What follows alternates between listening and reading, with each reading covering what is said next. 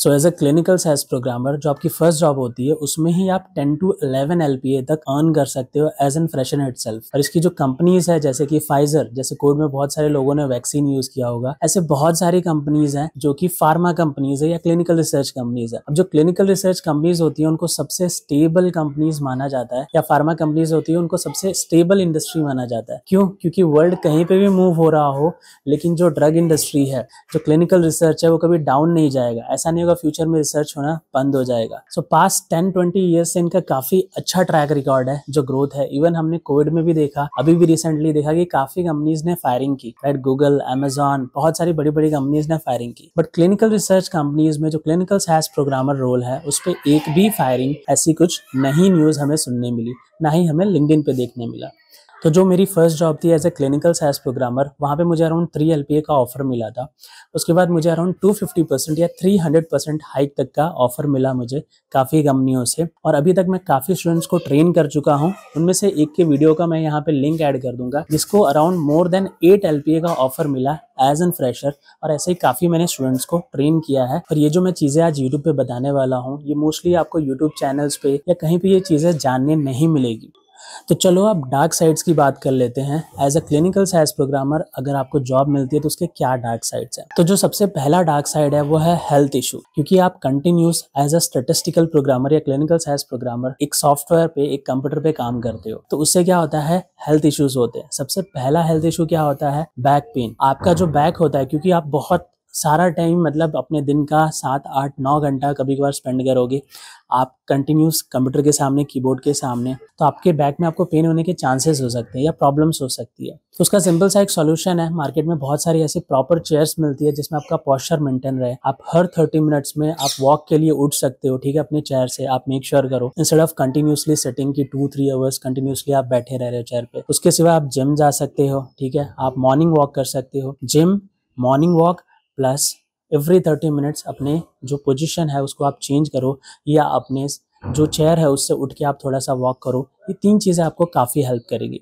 Now coming to second health issue, that is your eyes. Okay, अब क्या होता है, बहुत सारे लोग जब आईटी में या सॉफ्टवेयर्स पे, similarly as a clinical science programmer आप सॉफ्टवेयर पे काम करते हो, आप डेटा का एनालिसिस करते हो, तो क्या होता है वहाँ पे आप कंटिन्यूसली कंप्यूटर्स को देखते हो, आप कंज्यूम कर रहे होते हो जो भी चीज़ें होती है कंप्यूटर्स में से, तो आपकी आंखों पे स्ट्रेस पड़ता है, जोर पड़ता है कंटिन्यूसली। अब शॉर्ट टाइम में ये चीज़ें आपको पता नहीं चलती, लेकिन लॉन्ग टाइम में आपको ये चीज़ें पता चलती हैं, ठीक है। आप जो भी नोटिस करोगे, मोस्टली जो आईटी में होते हैं उनको चांसेस हाई होते हैं कि उनको ग्लास होते हैं, उनको स्पेक्स होते हैं। अब ये जो प्रॉब्लम है इसका सिंपल सा सॉल्यूशन है, एक तो ब्लू लेंस ग्लासेस आते हैं या गेमिंग ग्लासेस आते हैं, ठीक है, आप इनको यूज कर सकते हो। क्योंकि क्या होता है, जो उसमें से रेज आती है ना कंप्यूटर्स में, जो ब्लू रेज होती हैं, तो उससे क्या होता है, हमारी आंखों पे काफी इम्पैक्ट पड़ता है, ठीक है। तो ये शॉर्ट टाइम में नहीं पड़ता है, लेकिन लॉन्ग टाइम में जब आपको नंबर आते हैं तब आपको ये चीजें पता चलती है। तो ग्लासेस आते हैं इसके लिए स्पेशली, जिससे आपकी आंखों पे इम्पैक्ट ना पड़े, तो आप पहले से इन ग्लासेस को यूज कर सकते हो। और ये मेरा मानना है ये सबके लिए अच्छा है, क्योंकि कंप्यूटर्स पे आप कंटिन्यूसली आज के टाइम पे करोगे ही करोगे काम, बिकॉज जितनी भी जॉब्स है वो टेक्नोलॉजी पे हो रही हैं, तो कहीं ना कहीं आप टेक्नोलॉजी को इग्नोर नहीं कर सकते, चाहे वो फोन हो गया, चाहे कंप्यूटर हो गया। इंस्टेड ऑफ दैट आप अपनी आंखों को प्रोटेक्ट करो, वो ज्यादा बेटर है। एंड थर्ड जो इशू हो सकता है वो आपको बॉडी पेन और बहुत सारे छोटे छोटे हेल्थ इश्यूज हो सकते हैं, जैसे कि सिर दर्द करना या ऐसे कुछ छोटे छोटे इश्यूज। बट इनका सिंपल सा सोल्यूशन है, हमेशा ध्यान में रखना, अगर आप आईटी में जॉब कर रहे हो या कंप्यूटर्स पे जॉब कर रहे हो, तो सबसे पहली चीज आंखों पे एक प्रॉपर स्पेक्स, जो कि आपको हार्मफुल रेज से जो कंप्यूटर्स में से आती हैं उससे बचाए। मॉर्निंग वॉक, जिम और एक्सरसाइजेस, ये आपको आपके हेल्थ इश्यूज से प्रिवेंट कर सकते हैं काफी हद तक। और हमेशा ध्यान में रखना, जब भी आप जॉब करते हो एज अ स्टैटिस्टिकल प्रोग्रामर या किसी भी ऐसी जॉब में जिसपे कंप्यूटर्स के साथ या कंप्यूटर्स के ऊपर आपको कंटिन्यूसली काम करना पड़ता है, तो आपको हमेशा ध्यान में रखना है आप काम उतना ही करो जिससे आपके हेल्थ पे इम्पैक्ट ना पड़े। आप अपने वर्किंग आवर्स को देखो, काम कभी भी कम नहीं होने वाला, काम हमेशा कभी मतलब बहुत ज्यादा होगा और कभी मिनिमम या एक नॉर्मल लेवल पे होगा। सो काम हमेशा रहने वाला है, तो आपको काम उतना ही करना है जिससे आपके हेल्थ पे इम्पैक्ट ना पड़े। आप कभी कभार बहुत लॉन्ग आवर्स या ऐसे को आप इग्नोर कर सकते हो, या आप टाइम को मैनेज कर सकते हो अपने हिसाब से। अब जो सेकंड प्रॉब्लम है वो है लर्निंग।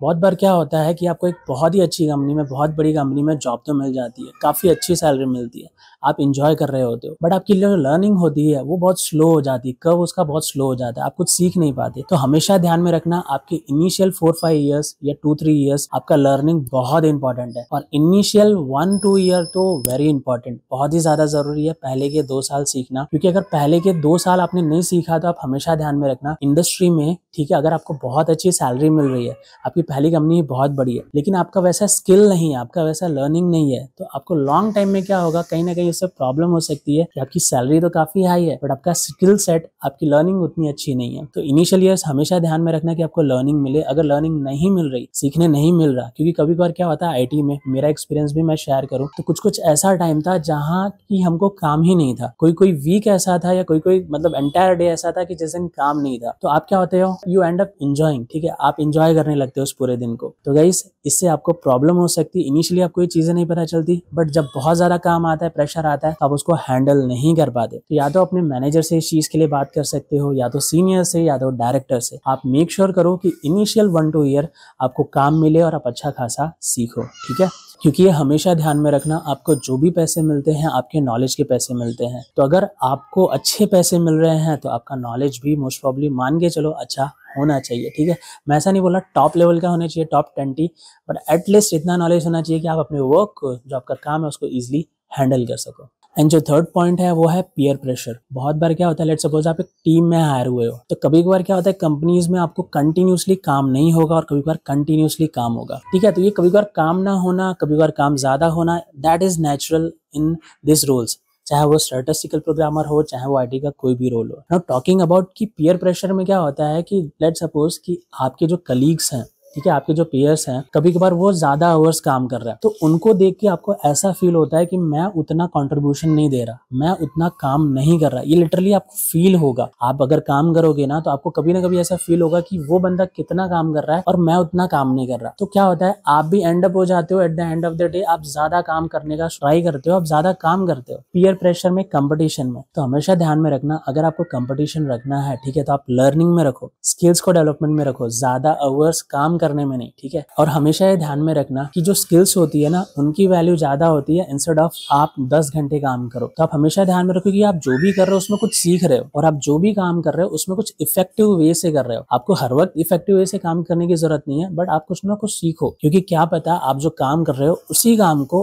कम टाइम में भी कर सकते हो और आसान तरीके से भी कर सकते हो। तो वो कैसे होता है, जब आप एक्टिव लर्निंग करते हो। तो इनिशियल टाइम पे इसलिए एक्टिव लर्निंग काफी जरूरी है। और हमेशा ये ध्यान में रखना, कभी भी अपने कलीग से या किसी से ज्यादा कम्पिटिट मत करना इन टर्म्स ऑफ ये सोच के कि वो ज्यादा काम कर रहा है, मैं काम कर रहा हूँ कम। आप देखो कि आपने जितना काम किया, जितने आवर्स काम किया है, चाहे वो 6 आवर्स हो, 7 या 8 आवर्स, अब आपको उस हिसाब से ऐसा नहीं कि 2-3 घंटे ही आप काम कर रहे हो, जो मिनिमम रिक्वायरमेंट है आप काम का उसे करो, लेकिन भी कभी भी कम्पिटिट करके काम को बहुत ज्यादा करने का ट्राई मत करो। आप काम को अच्छे से काम करो, आप काम को अच्छे से करो, अच्छे क्वालिटी का आउटपुट दो और इफेक्टिवली करो, ये चीज है इनफ है। जो फोर्थ पॉइंट है वो है सैलरी डिफरेंस। जैसे कि मैं आज के टाइम पे काफी स्टूडेंट्स को ट्रेन करता हूँ स्टैटिस्टिकल प्रोग्रामर या क्लिनिकल साइंस प्रोग्रामर रोल के लिए। अब मेरे किसी स्टूडेंट का सिलेक्शन 3 LPA पे हुआ है, तो किसी स्टूडेंट का सिलेक्शन अराउंड 9 LPA पे भी हुआ है। तो देख सकते हो कितना गैप है, 3 LPA 9 LPA। अब ये तो हो गया फ्रेशर लेवल पे। वर्किंग लेवल पे भी लेट्स सपोज आपको 1 ईयर का एक्सपीरियंस है या 2 ईयर का एक्सपीरियंस है, तो आप अपने कलीग्स को कभी कभार अगर पूछोगे, ठीक है, तो आपको कहीं ना कहीं जानने मिलेगा आपकी सैलरी 10 लाख है और उसकी सैलरी 15 लाख है या 14 लाख है। तो आप देख सकते हो वो 4-5 लाख का भी गैप काफी बड़ा गैप हो जाता है। अब ये गैप काफी रीजंस की वजह से होते हैं। उन्होंने शायद कंपनी बहुत स्विच की होगी, या जो उनकी लास्ट कंपनी थी वो बड़ी कंपनी होगी, तो उनका इनिशियल पैकेज ही काफी हाई होगा। तो करंट कंपनी को जिसमें उन्होंने ज्वाइन किया है तो उनको भी वो मेंटेन करना पड़ा होगा। या तीसरा रीजन हो सकता है, जो कि सबसे इंपॉर्टेंट रीजन होता है, वो होता है स्किल सेट्स, नॉलेज। कितना नॉलेज उन्होंने ओवर द टाइम एक्वायर किया है। ये जरूरी नहीं है कि अगर आपने 2 साल काम किया है तो आप सभी ने एक जितना ही नॉलेज एक्वायर किया हो। नहीं, ऑन एन एवरेज मान के चलते हैं जो 60% लेवल है ना, वो डिफॉल्ट जाता है लर्निंग का, क्योंकि आप काम कर रहे हो ना, तो उतना तो मिनिमम लर्निंग होना ही होना है। लेकिन उसके बाद उसके ऊपर का जो लेयर होता है, उसके ऊपर 20% 30% वो आपके हैंड में होता है कि ये जो काम कर रहे हो उसके सिवा क्या आपने कुछ उसी चीज में सीखने का ट्राई किया, किसी चीज को आसान तरीके से करने का ट्राई किया आपने, या एक्टिव कुछ कॉन्ट्रीब्यूशन दिया उसमें। तो जो इनिशियल ईयर्स होता है ना, अगर आप ये देते हो तो आपके लिए जर्नी काफी ईजी हो जाती है ग्रोथ करना, चाहे वो स्किल सेट के मामले में हो, चाहे बड़ी कंपनी में स्विच करना हो, चाहे अच्छा सैलरी का पैकेज लेना हो। तो आज की जो मैंने वीडियो बनाई है इसमें देख सकते हो काफी सारे प्रोज हैं और कुछ कॉन्स भी है, पर जो मैंने कॉन्स बताया ये कॉमन है। आप अगर टेक्नोलॉजी पे काम कर रहे हो, ठीक है, अच्छी सैलरी लेनी है, तो ये कुछ कॉन्स रहने वाले। तो हम क्या कर सकते हैं, या तो उन्हें प्रिवेंट कर सकते हैं कि ये इश्यूज हमें ना आए, जैसे कि एटलीस्ट हेल्थ इश्यूज, ठीक है, अपने हेल्थ पे हम ध्यान दें, बिकॉज देखो at the end of the day आपकी हेल्थ जो है वो परमानेंट है। बाकी सैलरी ग्रोथ और स्किल सेट वो आप सीख सकते हो, सैलरी ग्रोथ हो सकती है, बट एक बार आपने अपनी हेल्थ लूज कर दी ना एक सर्टेन एक्सटेंट तक, तो उसके बाद रिकवर होना बहुत मुश्किल हो जाता है, ठीक है। तो इनिशियल डेज से आपको अपने हेल्थ का ध्यान देना है, क्योंकि ये जो इश्यूज बताया मैंने शायद ये स्टैटिस्टिकल प्रोग्रामर में ही नहीं, वो आप कोई भी जॉब को करोगे ये वहाँ पे कॉमन चीजें आपको मिलेंगी। तो मिलते हैं अगली वीडियो में, तब तक के लिए बाय बाय दोस्तों।